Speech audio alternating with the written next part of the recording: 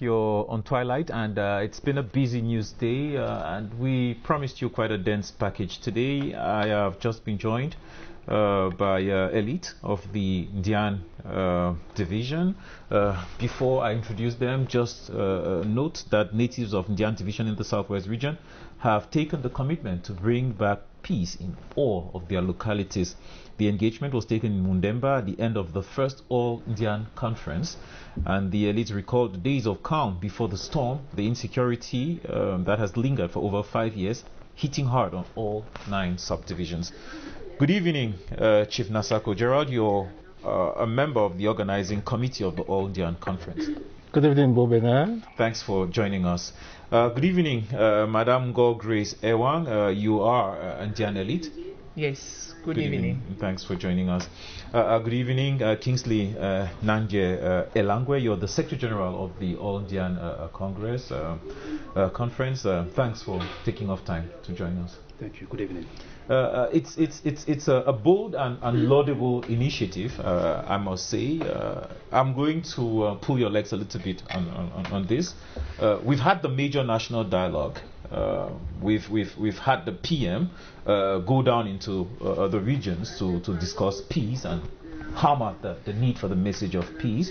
Why was it necessary for Ndian to come together and try to address a problem that is shared by the 13 divisions of the 2 English-speaking regions?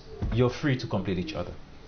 You know, the head of state, President Paul Biya, has been saying that he's a beggar for peace in the country, you know, and recently the Prime Minister, head of government, who is also the father of Ndian division, His Excellency Chief Dr. Joseph John Gute, Prime Minister, head of government, he had consultations with the stakeholders in the northwest and the southwest regions.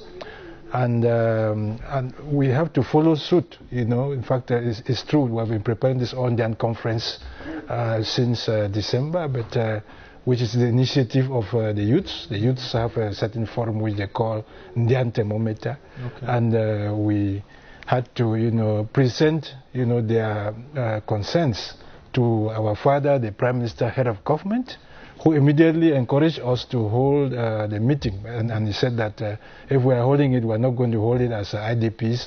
We have to hold it at home. And here we are. Is a message. Exactly. We are going to meet all of us, no matter where we fall, whether we are youth, we are elderly, whether we are women, we are men, whether we are of which political opinion or not, whether which religion or not, all of us, you know, it was supposed to be all-inclusive, so that we speak to ourselves. We, in fact, discuss and chat ways of, you know, seeing how we can restore peace to Ndian division. You know, Ndian division has been one of the most hit as far as this social unrest is concerned. We don't want to say that it's because we have the Prime Minister of government, but but you know that Ndian division is largely insular, because access to Ndian division is quite difficult. And it favors insecurity. It favors insecurity. So I think that is one of the things which has made maybe Ndian division to really be a very, very serious victim of this social unrest. And we must see how we can, you know, look for a solution. Yes. You agree with the chief that you felt the pinch and that the time for action has come? Yes, thank you very much for this invitation. I just want to say that as a daughter of Ndian first, and then as a regional delegate of arts and culture, I've been there since the beginning of this crisis. I felt the emergency to go there and tell the Ndian people that there's a need to stop the war first now, because the Ndian people are almost becoming endangered species. We are dying every day. Most of our people are out of the villages, and you know, when people leave the villages, I'm tempted to say homeless, stateless. Yes, they're forced to leave. When they say people, they say villages, and they say culture. When people leave the villages, they leave the villages with their culture. And if we are not careful, as I said, we will disappear as a people because nothing will be left. Kingsley, the risk is real when I listen to them. Do you feel that young people across the spectrum, whether Indian, in other parts of the country or even abroad, share their concern and understand the importance of doing this? Thank you very much for this invitation. I'll begin by saying that if you looked at the turnout at the All Ndian Conference in Mundemba, you look at the turnout, then you realize that the youths and the people of Nanje division want peace. The over 4,000 persons we had at the venue was a demonstration of the fact that the people are thirsty for peace. Yeah, it's a shared concern. Yeah, it's a shared concern. Everybody wants peace.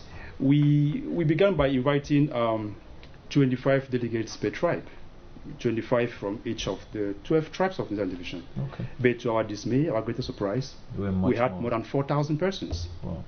So you then see that the fear factor, first of all, has been defeated. The people are thirsty for development, and they really needed to speak to themselves to address common challenges. May I add that the message that the personal representative of His Excellency the Prime Minister, Mr. Confiance Bune, exactly, the message he brought to Nanje division was, youths, it is time. It is time to answer the call of the head of state, to lay down the arms, get reintegrated into society, and participate in the sacred task of nation building. Chief, the division has recorded attacks on civilians by armed groups, the teacher in Ekondo Titi, local administrators, and several others. Who was at the conference? Did the armed groups who were hurting families, did the victims, were the chiefs present? Do you feel that the various stakeholders, at least to a certain extent, either were present or were represented? Yes, you know, chiefs were represented, as my brother rightly said. It was an all-inclusive conference. Chiefs, you know, have also been victims of this social unrest. We have lost very, very prominent chiefs in the division. And you had chiefs. The chiefs were there about more than 50. You had women, they were there in their numbers. Youths were there in their numbers. In fact, all shades of opinions were also in the division, because that's what, in fact, we had to rally all sons and daughters of the division, no matter, in fact, where they belong. And all subdivisions were also represented, all tribes were represented, and even non-natives were also represented, because there's some secular communities. Yes, Ndian division is a very legendary, hospitable division from time immemorial. So all these people were represented, you know, at the conference. Let me return to the armed groups part. I'm assuming that nobody is clearly going to present themselves as representing. Even bike riders were represented. Okay, but I know from experience that in community events, these people more or less mingle and mix into the crowd, and if the message was united and strong, then it certainly went out to them. You don't need to go and meet them. Basically, I'm sure some of them were present, or at least their sympathizers were present, and they got the message. They got the message of the people, more or less. Do you agree? I agree with you on this completely. And you see, what has been done so far and what is ongoing now is that the communities have organized themselves into groups, peace crusaders. Okay. Yes, and so far a lot of youth in Ndian division have laid down their arms. Okay. Now, there's a small group, a small number, that has not done this. And the mission of the Peace Crusaders is to, engage with this small group so that they can join their peers. The majority, more or less. Exactly. So that peace can return in all the villages in Ndian division. And during the speech of His Excellency, the Minister, Director of Cabinet, when he mentioned that negotiations were ongoing for the resumptions of the tarring of the Kumbai-Kondotsi Road, there was deafening applause in the hall. Now, this is a testament, a testimony of the fact that the people are completely thirsty for development. And we cannot have development if there is no peace. So nobody's going to come and construct a road in a conflict area. Exactly. So the message has gone out. The message has gone out, and we hope to see. We are looking forward to a lot of positive demonstrations of this message. What were some of the resolutions reached at this conference? Yeah, besides the road, which is the main access from Kumba to Kondotiti, which we hope that when it resumes and is completed, it's going to continue to Mundemba, to Esangele and Aqua. It's the main access to the division, which you remember that Ndian division experienced this access only from 1983. That's only 40 years of accessibility.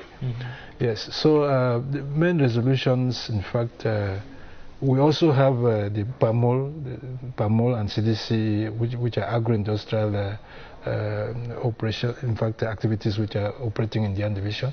PAMOL is not operating at full capacity. I can say PAMOL is operating so far at 30% to 40% capacity. So with the, in fact, with the peace and security that should reign, you hope to raise even the operation. PAMOL is going to optimize its operations. PAMOL is the life wire, PAMOL is the precursor, PAMOL is the heartbeat of the division. It's because of the value that PAMOL gave to that part of the country that the Cameroon government, the head of state, thought that they could create a division there, which they call Ndian. So, in fact, PAMOL is a very, very treasured, instrument. And you know that PAMOL and CDC, they have inspired a lot of agro-industrial activity elsewhere in the country. It is very, very paradoxical that they have inspired huge agro-industrial activity even in the south region, for example, in the littoral region, in fact, mainly, in fact, with huge plantations, more than 40,000 hectares, and they are, they are not operating. It is very, very difficult. So at this, one of the main resolutions is that peace and security has to reign. We have to get involved as, stakeholders.